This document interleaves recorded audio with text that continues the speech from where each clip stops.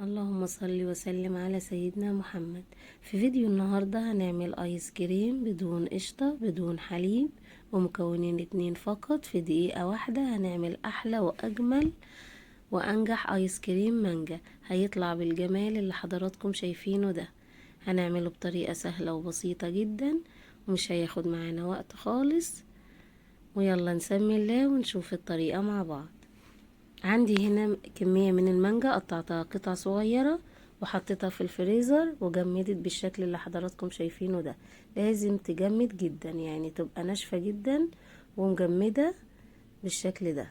هنجيب الكبة وهنبتدي نحط كمية من المانجا وهنشتغل بسرعة جدا علشان المانجا بتاعتنا تحافظ على التلج بتاعها وما تفكش مننا اثناء ما احنا شغالين. هنحط كمية من السكر بسيطة كده وحسب ما حضراتكم عايزين، يعني كمية السكر دي حسب ما حضراتكم عايزين. هنبتدي نشغل الكبة بتاعتنا، هنشغلها كده يعني على فترات متقطعة، يعني مش هنشغل على طول مرة واحدة. هنشغل ونرجع نفصل ونشغل ونفصل تاني علشان المانجا بتاعتنا ما تسيحش، الكبة بتاعتنا ما تسخنش والمانجا تسيح. احنا عايزين نحافظ على التلج اللي موجود في المانجا علشان ما نضطرش نحط الايس كريم تاني في الفريزر. لازم نعمل الخطوات دي بالظبط، نشغل ونرجع نشغل تاني علشان المانجا بتاعتنا تفضل متلجة بالشكل اللي حضراتكم شايفينه ده.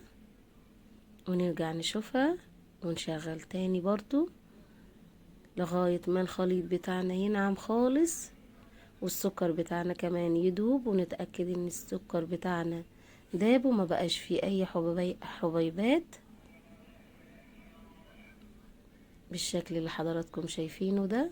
بصوا المانجا بتاعتنا بعد ما يعني اتفرمت كويس جدا هي والسكر بقت بالشكل ده كده. خلاص مش هنحتاج نضربها تاني وهي لسه التلج موجود فيها.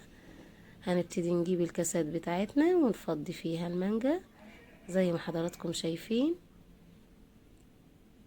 بصوا ما شاء الله الايس كريم بتاعنا جميل جدا وما يعني ما تكلفش معانا حاجة خالص. هو يدوب مانجا وسكر، وممكن كمان لو حضراتكم المانجا بتاعتكم مسكرة كويس ممكن ما نضيفش عليها سكر.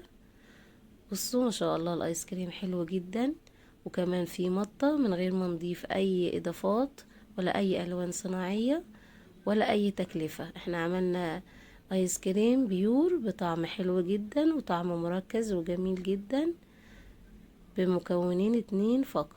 احلى واجمل واسهل ايس كريم ممكن تعملوه في الحر ده. جربوا الطريقة دي ان شاء الله تعجبكم، والسلام عليكم ورحمة الله.